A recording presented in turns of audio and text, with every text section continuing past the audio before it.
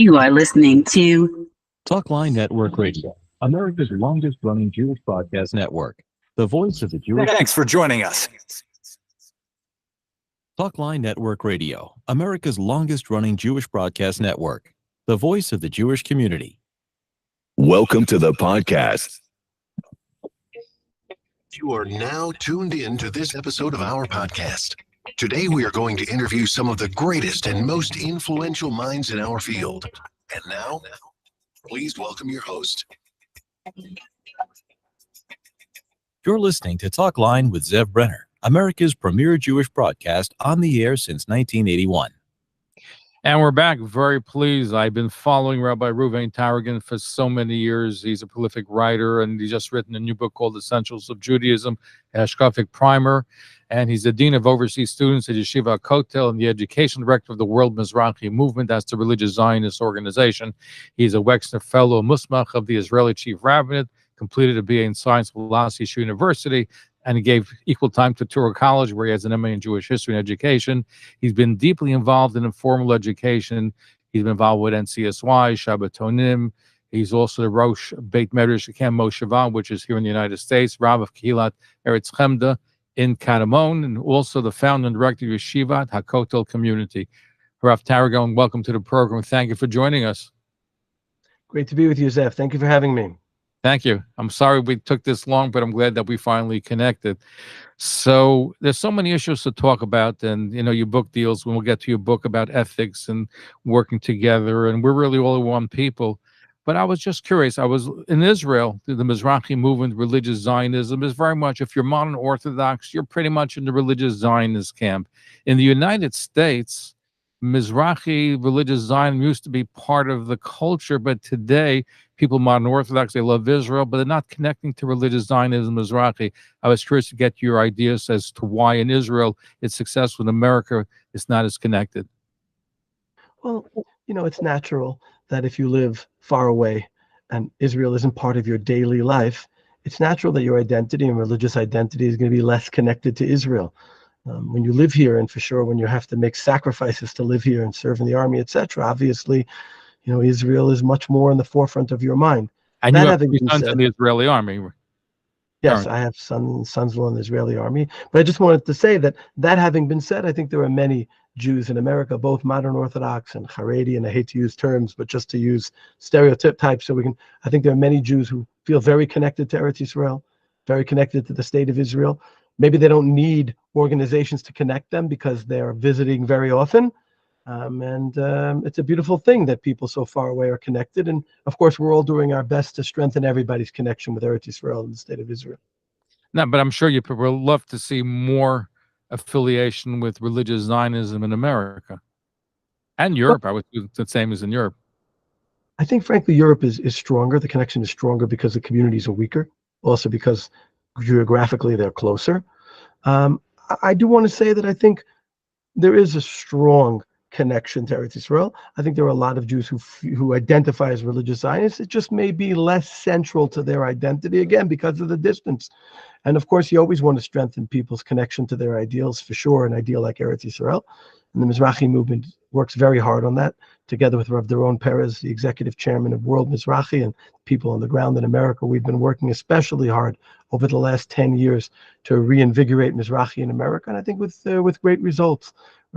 Speakers coming in from Eretz Yisrael to speak in this period, tens of shuls around the United States, the Mizrahi magazine that appears in hundreds of shuls in the United States, Mizrahi Parsha Weekly, and other programs where Torah from Eretz Yisrael is getting out. So I think it's stronger than it was, but you're right, it can always be stronger, and we're all working towards that end. No, listen, I think it's an important thing because here we have in America, you have even in the Haredi community a non-Zionist or an anti-Zionist stream. You have that. You have that in Israel too, but you have that here. And I think you even have, Neturei Karta is the most extreme of that. But you have groups like Neutrina, which are anti-Zionists. You even have videos of schools where they're yeshivas, where they're teaching their anti-Zionism. So you have that. That's why I think a robust religious Zionist movement in America, I think, would probably do a lot to get people behind Israel, especially now after October 7th.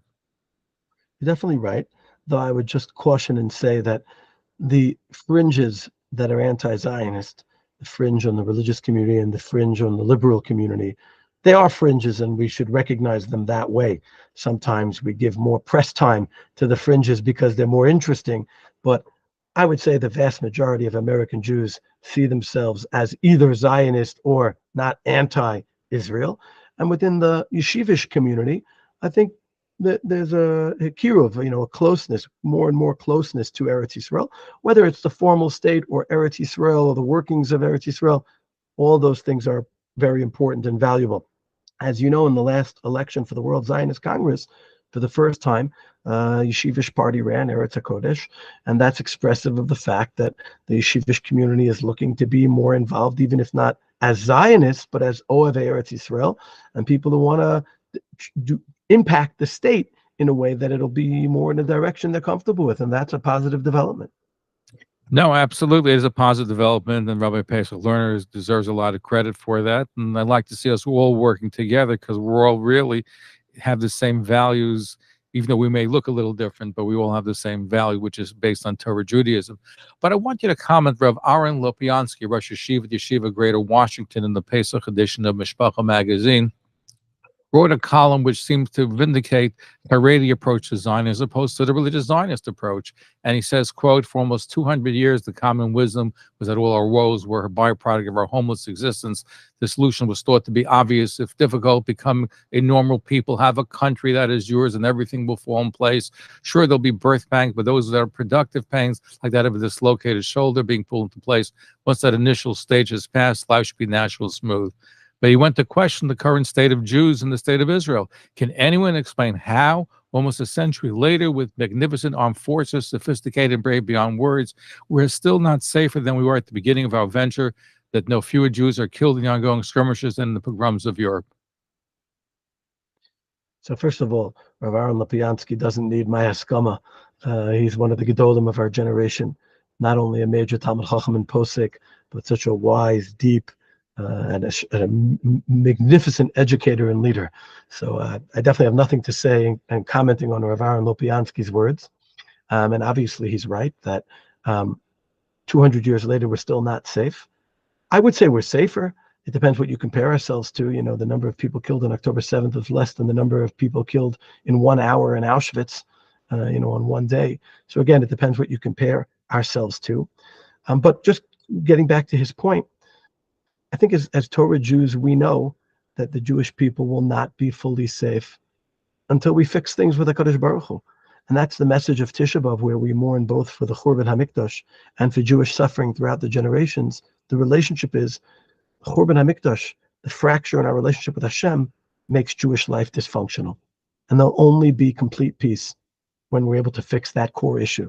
That's When what it means to be a Torah. Mashiach comes, it's the only time we real peace when Mashiach comes. Well, again, the relationship between the Binyan HaMikdash and the coming of Mashiach, we have to fix the core religious challenges we have. That having been said, which is unity. Unity, I think, is our biggest problem. Is one of them.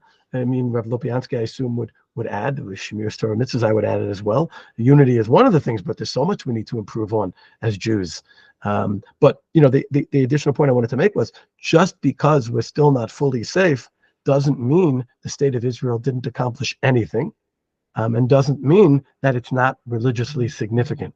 It's not an all or nothing end sum game, meaning I believe and I'm not the only one, but I agree with those who believe that the state of Israel is religiously significant because it's been part of a process that has fulfilled what the Torah, Nevi'im, and Rishonim spoke about the Geula being. It doesn't mean it's the complete Geula. It may not even be officially the beginning of Geula. I don't get into the exact definitions. But to say that what's happening in Israel is not religiously significant is to say that the things our prophets and Rishonim said would happen at the time of the Geula, Hashem would allow them to happen without there being religious significance to them. And that, I think, is the argument that religious Zionists make. Doesn't mean it's complete. Doesn't mean the process is over. But I do believe that we are safer as a people than we were. We are more protected than we were. Not fully, and we won't be fully until we fix the real core religious issues. And by the way, October 7th was one day, and when Israel responded, Jews automatically were safer than they were on October 7th because we have an army, we have a state, we have religious institutions, we have unity. I think the unity, and you Rabbi Taragin probably saw it most in Israel, where people from all walks of life have finally gotten together, because before October 7th, the main problem was the division. We had such deep fissures in Jewish society. And in fact, Hamas has said, and Iran has said, that's they really took advantage of that to attack Israel. So in the first part of what you said, which is very important, when we were attacked and decimated in pogroms in the Holocaust, there's nothing we could do. We were just beaten again and again. At least this time we were able to do something to defend ourselves afterwards, to avenge. So that's, I think, significant in and of itself. Number two, as you're saying correctly, some level of unity came out. Unfortunately, as we all know, it wasn't the real unity as it's meant to be, because real unity is not we defend ourselves together against a common enemy. Real unity is when we see ourselves as one entity. And a common enemy should help facilitate that deeper appreciation. Unfortunately, it hasn't yet. Our hope, deep hope, is that it will. And as one of the Rosh Yeshiva I spoke with soon after October 7th, when I was working on a Achdus program called Achenu, I met with Rav Yitzchak Berkowitz of Eshet Torah, a real leader, Talmud Chacham, Posek, wonderful, one of our major leaders of our generation. He said to me that he believes, as I believe, that, and as you expressed, we were attacked because of our lack of unity. And he said, Kadosh Baruch Hu needs to ask himself, if this doesn't bring unity, chas v'shalom, how much worse does it chas v'shalom need to get? The killing, mutilation, wounding, devastation of the Jewish people, and that level, is that not going to be enough for us to see that we're one people? Let's hope that our efforts succeed at helping us see this, and that Hashem shouldn't have to do more to get us to appreciate it. Rabbi Reuven Taragin is our guest, Dean of Overseas Students at Yeshiva Kotel, the Education Director of the World Mizrahi Movement. His first book, even though he's a prolific writer, is called Essentials of Judaism, a Hashkafic Primer, Biglal Avos. You know, Rabbi Benjamin Blech had a wonderful thought, which I think is such a Zionistic thought. In the dealing with the Jubilee year, it says that each person will Teshuvah, will return to the land of Israel. Teshuvah is written without the letter Vav, and it's equivalent to 5708, which is 1948 on the Jewish calendar, which alludes that the Jews will come back to the land of Israel. And he said the reason why it's missing the letter Vav, we were missing 6 million Jews when the Jews came back in 1948. I thought about it, this is my original thought, that the reason why it was missing Vav, we're missing Yerushalayim, which we got back on the Six-Day War. And the reason why we didn't get Jerusalem in 1948, I forgot, I don't know if it was who said it, is because we didn't have unity. I'm sorry? Rav Neria, Rav Moshe Neria. And he said, because we didn't have you. In 1967, again, it was the face of threat of annihilation that brought everybody together. So because there was unity, we got Jerusalem back. I see the same thing happening today. It's because of our enemies that we've gotten back together, even though I see fissures again. The challenge that we have as religious leaders, that you have, Rabbi Taragin, is how do we keep that unity going? I know you love every single Jew, and your work is diversified. You work, and you have Rav Kook's philosophy, and he worked with the non-religious, and that makes such a big difference because he was criticized for that. But at the end of the day, I think he's been vindicated. How do we keep that unity going? You said so many meaningful, special things. First of all, just on the number 5708, the 5,708th pasuk in the Torah is V'shav Hashem Elokecha Shvuscha, that God will return us to Eretz Yisrael, which is also a very powerful, meaningful thing, just as far as the first thing that you said. The second part of what you said, clearly so important about unity. And as you said, I've been working on these things, on this topic, on this goal for many decades. And when we talk about unity, I think we mean it on two levels. One level is those we share common values with. Unfortunately, we're too quick to focus on where we differ instead of what we agree upon. Torah Jews agree on most things, 99.9% of the things, but we spend 99% of our time focused on the 0.1% of what we disagree on. And that's a big mistake. Obviously, we have our differences, and the differences are acceptable and important, and we should be proud of our identity, but we should emphasize our common bond. And one of the programs I've been working for decades on are joint conferences where different Torah speakers speak, the Vayichan program that we had during COVID, bringing Torah speakers together. So those we share an appreciation of Torah Judaism with, we should unify in that way. And we also need to unify with all Jews on the familial level. Even if we don't share the same values, We're part of the same family. We're all the children of HaKadosh Baruch Hu, which makes us all brothers. When I was working on this Achdus program in the beginning of the war, people said to me, how can we work with these other Jews? They're so different than we are. They have their expectations. We have our expectations. And I said, if this person was your brother and you wanted to have them at the Pesach Seder, you would find a way to have them at your Seder. Well, all Jews are our brothers, and we have to figure out a way to have them under the tent. It doesn't mean legitimatizing their values, our values, her values. Values we share with the Torah community. With Jews who are our brothers, we may not share all the values, but we share some, and we should accentuate them.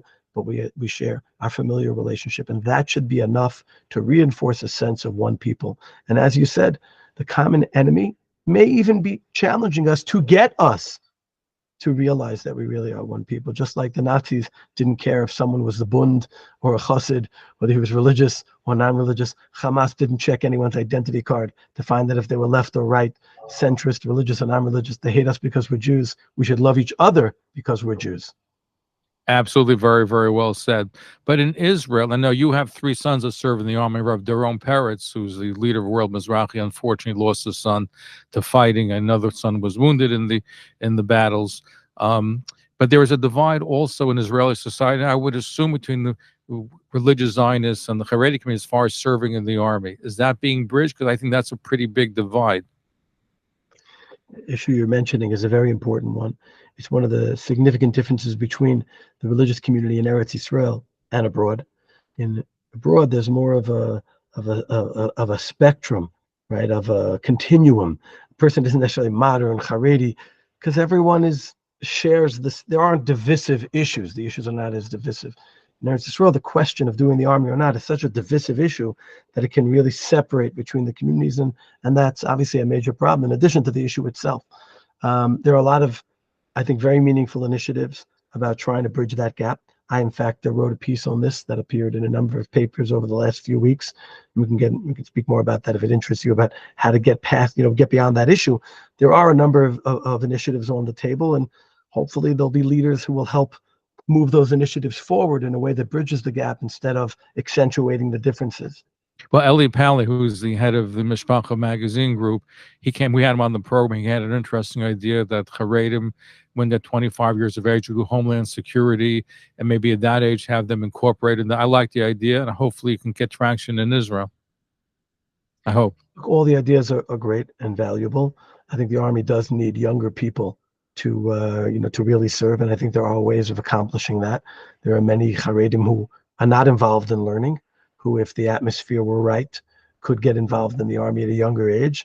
But those are a few ifs, and it's going to take a lot of mutual cooperation from both sides, appreciating the genuine, correct needs of the other side, and working together to build the right frameworks instead of the antagonism against each other. So there are a lot of good plans. You mentioned one of them. The needs are greater than the plans. But the first thing starts with people appreciating, I have my ideology, you have your ideology. We're both legitimate. We're both understandable, but we have to find a way to work together. When people get there, then we can move forward. So are you seeing more, because of October 7th, a willingness for people on all sides to work together? Are you still finding that to be the case today as the war just drags on? I think there are more who want to work together. Unfortunately, there are still many who are re-entrenching in their positions. The arm wrestling of the state of Israel. I don't want to point one side out versus the other, because then how come you're pointing this one or the other? But just a good example, and obviously there's a lot of politics in this as well. Benny Gantz had a bill that he wanted to pass regarding Haredi service in the last government. It was rejected, and now Bibi wants to pass that bill in his government, and suddenly Gantz objects to it. You could say politically, you could say in last government, this government, but there's also a sense we're in a stronger position now, so we can get more. I'm not speaking against this particular situation, but I think that's the wrong approach. We should figure out not who's stronger now versus who's stronger tomorrow, but how we can accomplish something that everyone can live with and work with. The question is, am I trying to beat you, or am I trying to figure out a way to work with you? And unfortunately, in politics in general, for sure in the 21st century, America and Israel, but definitely in Israel, there's an antagonism of me versus you, and families don't relate to each other that way. We figure out how we can succeed together. I think that's the attitude we need. It's hard. There's politics, obviously, also. There's a lot of constituencies involved. Trying to bring people to the table while forcing them with legislation, never an easy thing to do. You have to negotiate, and You have to decide what you want. Do you want to threaten people? Do you want to bring? Now, some people may feel the only way to bring them to the table is to threaten them.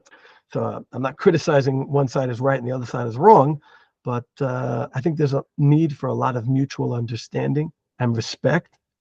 The more the secular world can respect the Haredim for their position, even though they disagree with it, the more the Haredim can appreciate the secular and religious community's expectations and see them as legitimate, the more sides can work together, appreciating that both sides have legitimate claims, and we have to figure out a way to work together. When you live as an individual community, you can set your own standards and go by your own shitos. When you're working to build something bigger, you can't work that way, because then everybody's going to do whatever they want. And then you can't have a society that functions and that can defend itself, or that can build an economy, or that can function as a society. In the United States, it's not a Jewish society. It's a bunch of tribes. And then there's this broad overarching Congress and government, which works or doesn't work, but it isn't inherently Jewish. In Israel, it's a Jewish society. As Jews, we have to figure out how to work together. But we also don't have a pope. In the Catholic, where you have a pope, that's the supreme leader of religion. We have every Jew becomes like a leader, right? Shivim Panim Torah 70 fasts, and that's the famous line by Ben Gurion to Eisenhower. I'm sure you're familiar with it, right? Which one? Supposedly, Eisenhower met Ben Gurion and he told him, David, look how challenging my job is, president of 200 million people. And Ben Gurion responded and said, I'm the prime minister of 1 million prime ministers. That's a fine. But by the way, there's another gear, so that was Golda Meir. Okay. And Lyndon Johnson. Could be they both said it, by the way. Maybe. She would have had more prime ministers. She was the prime minister of. But I'll just add to what you said. We don't have a pope, but we are supposed to have a Sanhedrin. And I think if we had a Sanhedrin, things would be a lot easier. I'm not saying it's possible for us to have one today, but we should realize what we're missing. And when we daven Hashiva Shoftenu Kavarishona, that's part of what we're davening for. You talked about the plurality of the Jewish people. There's a very delicate interplay between the fact that intellectually we're all supposed to think differently, and that we know how to do, versus practically that we're all supposed to serve the same way. The Torah prohibits diversity in practical service. Lo sis go to do. We're not used to that today because we've already become so diverse but that's not the ideal. And the Sanhedrin, its role is to make those decisions, and so that all Torah Jews can be on the same page. And we're really direly missing it, because the Sanhedrin would need to say, Rabbi Maimon, the first minister of religion, wanted to establish the Sanhedrin, but he had a question. He says, where in 1948 can you find 70 judges who hate money? You know what his answer was? For a couple of shekels, we can find such people. Yeah, I've heard that story. There have been attempts since then too, over the past 75 years. Oh, yes. And but I don't know if he was spearheading it or if they involved him, but the only way that something like that will happen, even if it's possible to do before Mashiach, which is of course a debate that goes back to 450 years ago in Tzfat, but even if it is possible to do, it's going to have to be led by the leading Gedolei Torah of our generation. And right now, that's not what they see as the right direction, but we need it. Whether we can or not right now, we should appreciate how much we desperately need it. Rabbi Reuven Taragin is our guest, Dean of Overseas Students at Yeshiva, Kotel Educational Director of the World Mizrahi Movement. His first book is called Essentials of Judaism, a Hashkafic Primer, published by Mosaic Press. Before I want to look at your book, I was just curious. I know you don't like labels. However, religious Zionism has been built on the fact saying that the creation of the state of Israel was a Schalta de Gula, beginning of the redemptive process leading to the Messianic age, and there was a whole movement of Gush Emunim, which was more Messianic. I think that's toned down, but I did ask the Rosh Yeshiva a couple of years ago of Ateret Kohanim. I asked him, are we at the beginning of the redemptive process? He goes, no. Rosh Shlomo Aviner said to me, we're in the midst. Are we in the middle, the beginning? How does religious Zionism, has it changed since 1948 in this concept of Reishis Michas Gula, saying the beginning of the redemptive process of the Jewish people? Religious Zionism has definitely grown since 1948 because the religious Zionist community has become a larger, stronger community. When I say stronger, you can't compare the level of Torah learning and observance that we had in 1948 as a community to what we have today. Keep in mind that in 1948, there was one small yeshiva that saw itself as religious Zionist, Merkaz Harav, which was a very small yeshiva. today there are hundreds of yeshivas, that identify as religious Zionists, and it's impacting the army as well, where you have thousands and thousands of Talmidei Chachamim serving on the front line. We've never had that in the history of the Jewish people.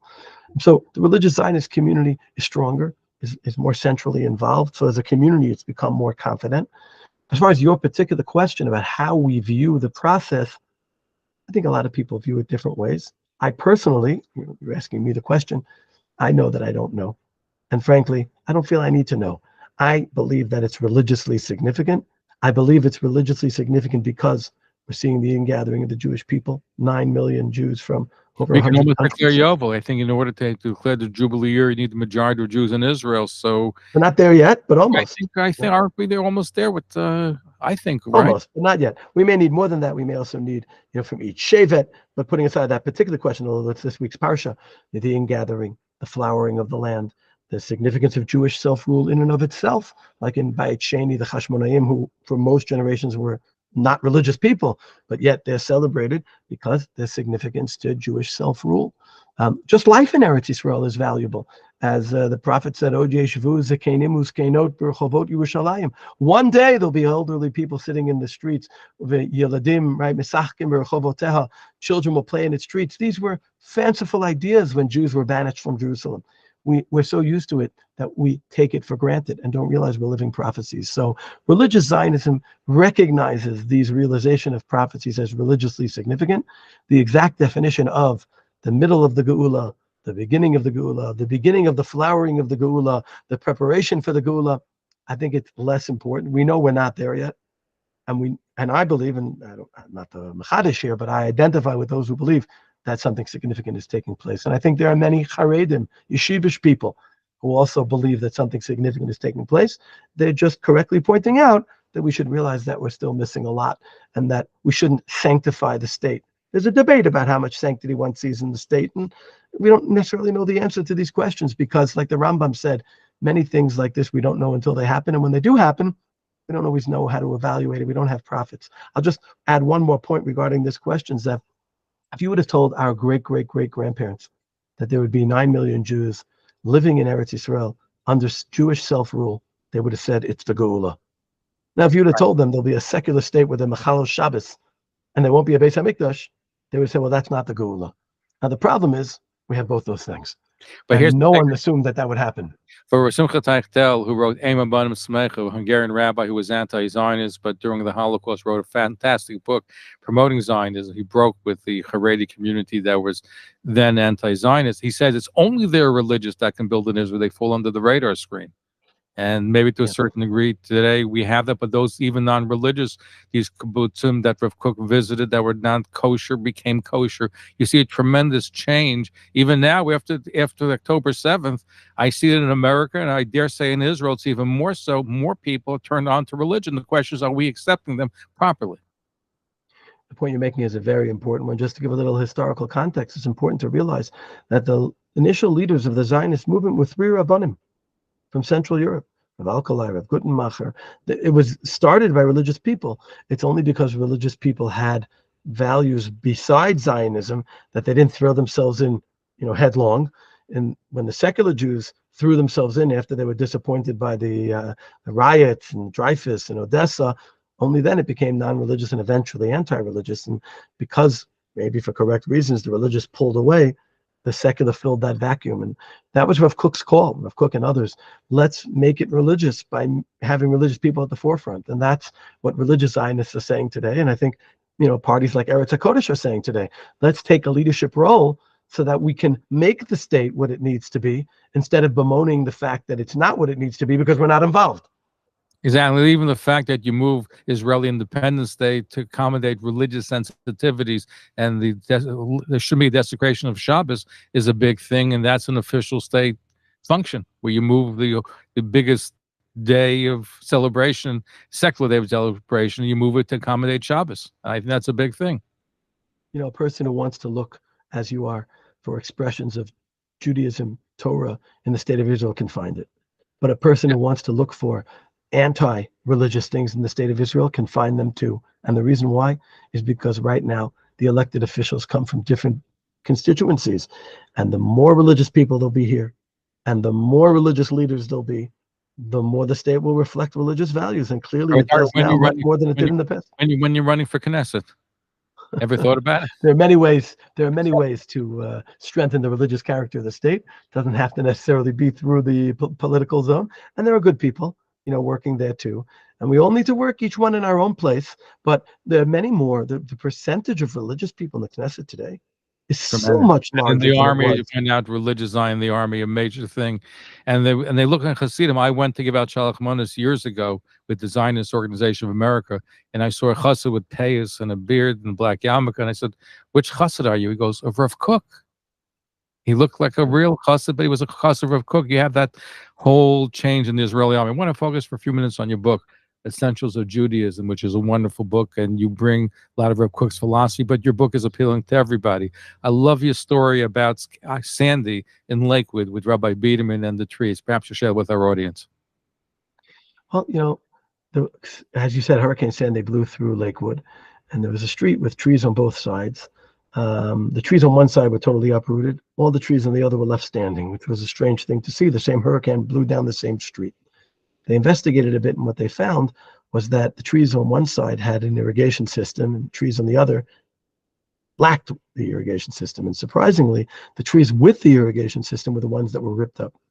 And they studied a little further and realized that because these trees had an irrigation system, the roots didn't need to go that deep. So they were really living easily on the surface and easily, removed from their place.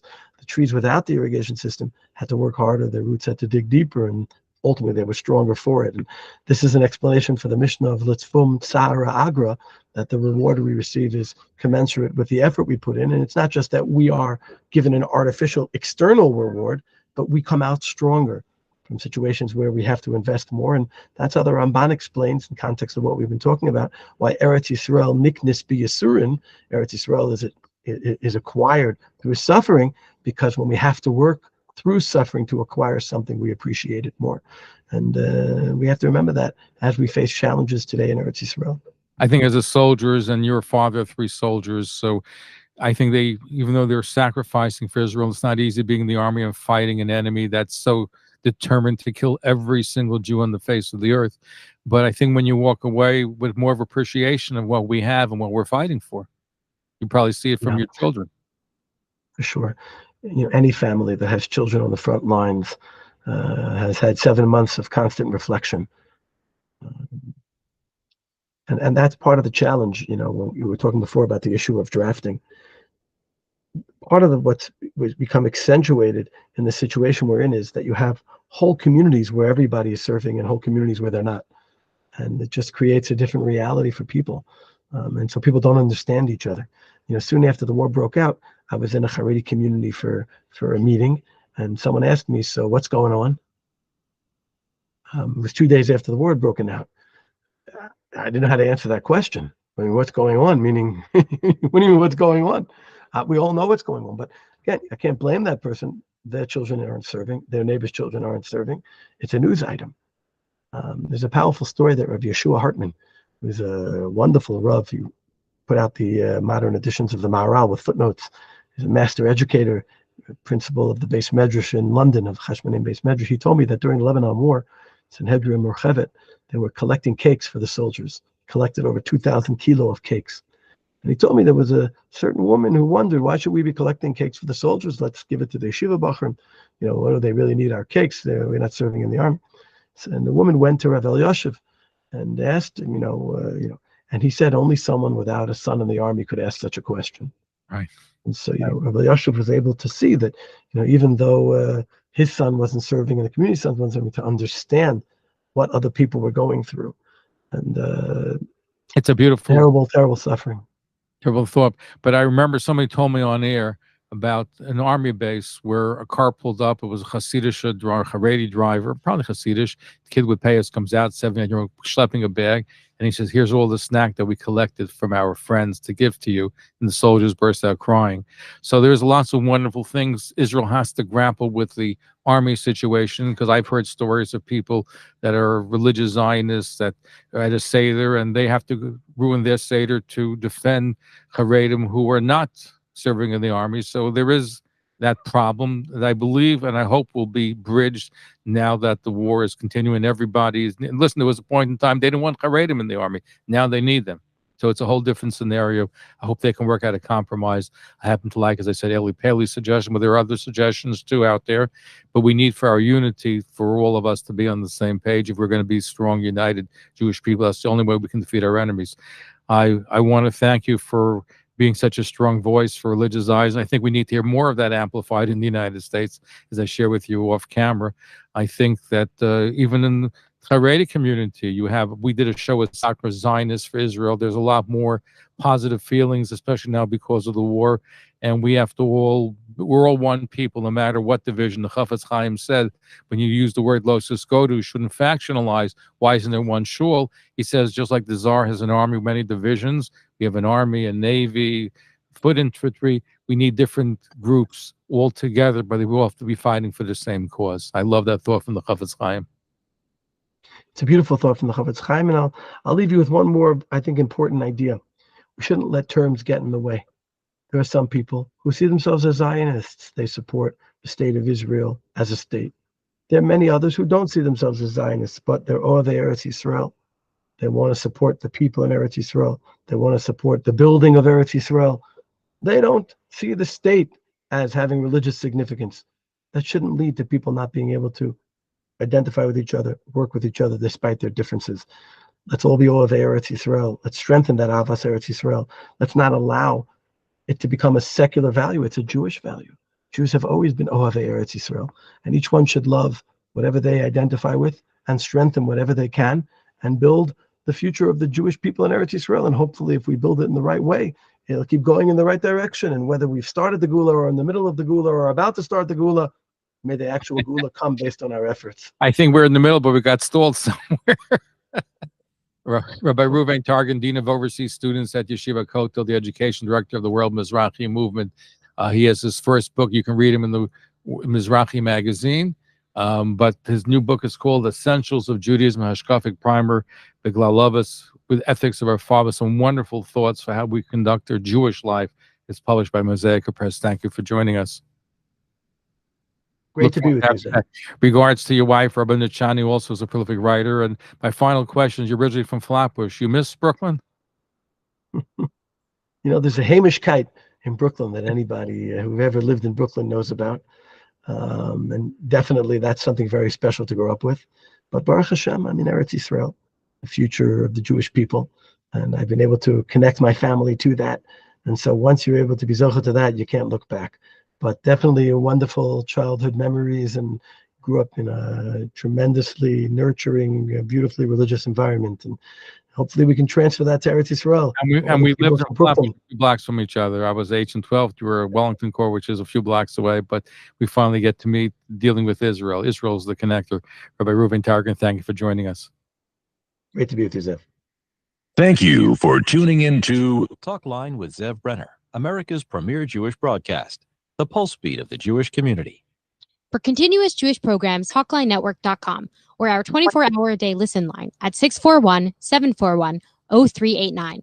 For past shows, you can find us on iTunes, Spotify, Amazon, YouTube, Instagram, and all major podcast platforms, or jewishpodcast.org.